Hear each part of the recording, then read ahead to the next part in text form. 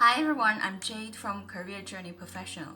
I am a career coach and life coach specializing for helping people with international background, whether you're an immigrant, you're an international student, or you're an experienced worker coming to Australia looking for a career transition to fit into Australia job market and look for the job that suits your skill and your interest. I'm here to help you. Although I am a career coach and I helped many people to find and land in their ideal job in Australia, I wasn't always good at this. In fact, at the beginning when I was looking for a job for myself, when I first came to Australia, I sucked at it. So here are the things I experienced. Maybe you have experienced this, or maybe you are still in the process of this. You may have applied for many jobs on Seek or Career One, hundreds of applications, but you haven't heard back from most of them. Even for the ones you have heard back, maybe they're just generic response like, unfortunately, you're not successful in our application, or unfortunately, due to the number or large amount of candidates, there were fierce competition and you're not successful. And then you may want on to talk to several recruitment consultants in the industry. And again, you ended up with people saying you don't have experience or you're not the right fit for the job.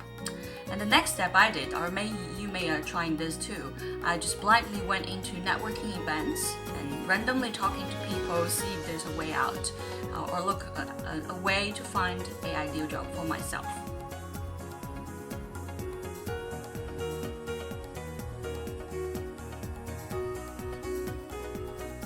So today I'm going to talk about several of the big reasons that I concluded over years. That's why international people or people with international background as immigrant or student or experienced worker is having difficulty to find their proper or appropriate job in Australia. So let's begin. The first one, unfortunately, it's your legal working right. The legal working right, it could be having your permanent residence, it could be you're sponsored by your employer or other kind of valid visa that give you the work right to stay in Australia. So that could be the first hindrance for people having difficulty to be appealing to Australian employers. So unfortunately, because Australia is an immigrant country, and that's the first restriction that people have in terms when they're looking for a job. Secondly, it's your overseas qualification, your overseas certificate or your overseas work experience. It's not really recognized or valued by Australian employers. They are specifically looking for local experience, especially for starters. So that's the second one. And moving on to that, it's even you have local working experience, if it's not closely related to the job or the industry that you're applying. For example, if you're looking for an accountant job, or if you're applying for a personal banker job, but your work experience was only in the retail sector, for example, waiter, waitress, or you're working as a retail sales, that might be the difficulty that you're not having your first step in the ideal industry that you want to work as well. And this leads to a vicious circle.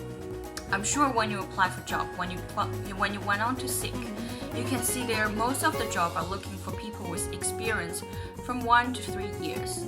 So what happens here is when you don't have the first job, you don't have the experience. You don't have the experience, you can't have the first job. It's a vicious circle. That's the third point. And the fourth one, as people with international background, because English may not be our first language, so your English might be the concern of your employer as well, especially when they're just looking at your resume. They can't really tell how well you can communicate, how well you can write English, how you can negotiate or persuade with the English. So yes, the English level may concern your employers or when you're applying for job. Your resume, make sure there's no grammar mistake in it and there's no incorrect or inappropriate expression in your resume. To make sure it's professional English. Find professional people to help you to enhance your resume so that it looks professional and flawless. Next one, it's in your resume, maybe you have worked in too many different kind of jobs in different industries.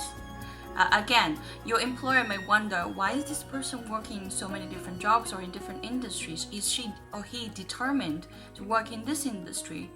She might be just here for a while and then she will move on to something else again. So too many irrelevant work experience might make it difficult for yourself too.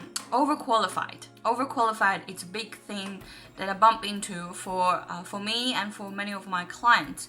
A lot of them came here to study a master degree. However, when they apply for jobs, the entry levels might be just administration works, or it may be just some data entry works. And these, when you're having a master degree, it will turn into an overqualified, and then the employer will again hesitate to think about you as the best candidate because they're looking for people probably just bachelor degree or even just TAFE degree. And next one, you don't have local network. As we all know that network is one of the best ways to get into jobs, to get you behind the doors also, to get internal referrals or even just landing jobs that's not even advertised on Seek or LinkedIn. So local network is another reason.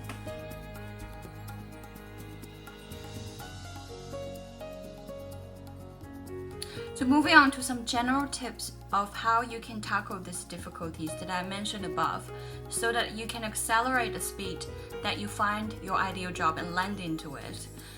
Let's begin with the legal working rights. It's pretty simple.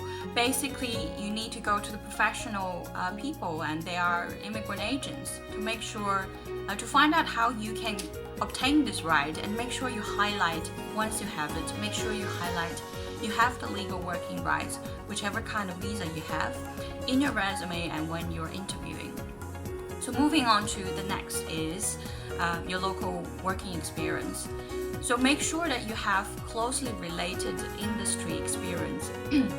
So be open of whatever kind of experience you can have, not just restricted to full-time, especially when experience is the biggest obstacles you have. So be open, like they can be short-time, they can be project-based, it can be a part-time job, or it could be a temp job. So any possible way that you can gain experience to convince the employers that you do have local experience and you know how things work. How do you deal with that you have too many different kind of work experience in different industries and different roles? If you are still working in a retail job and you're looking to apply for a proper job like accountant or banking job, make sure if you need your retail job for you to survive or to help your finance, be selective of what you put onto your resume. And if it's possible, apply for jobs that, even it's a part-time job, apply for jobs that give you some financial support in the industry that you actually want to work for. One thing I realized is the longer you work in an unrelated or retail job industry, the harder it is for you to get back on track in the industry you want to work for. So that's something you can bear in mind. And in terms of how do you overcome overqualified as a candidate, it's similar as above. To be selective of what you put onto your resume, and if it's not closely related. For me, for example, I studied media as master, although I studied undergraduate as economy or finance. So when I applied for finance related job, I would consider whether I would put my media master on it or not, because employer will wonder why are you studying a different subject and what now you want to come back to the finance industry. So you put a doubt in their mind. So be selective of what you put onto your resume. And the next one, in terms of local network, developing and establishing your local professional network is really a big key for people with international background like you and me. And this, I will go on to a further detailed videos or course. If you're interested, please find out while contacting me. I'll give you the general essence of that. It's basically developing the network has to be developed on a personal level. So you can utilize online tools or offline tools. Just try multiple channels to develop your personal relationship with people in the industry that you want to work for. And further on that, if they can be in your dream company, that will be a great start. But it's not just randomly going around and talking to people, or you can't just bump into them and say, oh, I'm looking for a job, can you help me? There are certain ways and strategies that you can do that step by step. That is what I'm helping people with, and that's in my program. If you want to know more, please contact me. But the key of that is really just having a personal connection. Recruitment consultant is a special phenomenon just to Australia. As I worked in UK and in Hong Kong, it's very different as how a headhunter works in those countries where compared to a special recruitment consultant. So how to deal with recruitment consultant is having a mutual understanding of each other, that they are actually working from the company perspective. They are looking for the candidates that suits the company's criteria. So they are not really, whereas I would say, standing from your point of view. However, in terms of dealing with them, is really be proactive, be active to ask them. Don't just wait for them to get back to you, because sometimes they tend to forget you.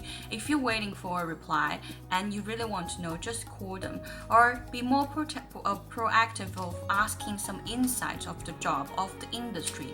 What are the companies generally looking for? What is the employment trend like? What do I need to do to enhance my status to look more appealing as a candidate? So yes, dealing with recruitment consultants, it's really being more active, and they are really just the middle person between you and the company. So utilize whatever you can, whatever stage you are, utilize whatever you can to get the best out of it. I want to mention, because a lot of people ask me this, it's how to find a sponsored visa by the employer. I would say for 7 years I've been here and helping people looking for their ideal job. If you want to find a employer-sponsored visa directly without working for that company, it's actually really challenging. It's very rare cases I haven't seen. So one of the way, it's actually just start working there. So when you're still having other forms of valid visa, start working for that company. Use your work and your performance prove that you're valid, you're a good worker, you are a good employee for that company, and that is worth for them to sponsor you to stay in Australia. Thank you very much for watching this video. If you're watching, my guess is you're probably in the process, or you're looking forward to apply for your job in Australia and settle your life and start a new career in Australia. Very best luck with that. If you have any questions, don't hesitate to contact me, or subscribe to my channel to watch other videos that might be helpful for your career and your life in Australia. Good luck with everything. Subscribe to Career Journey Professional. Have a good day.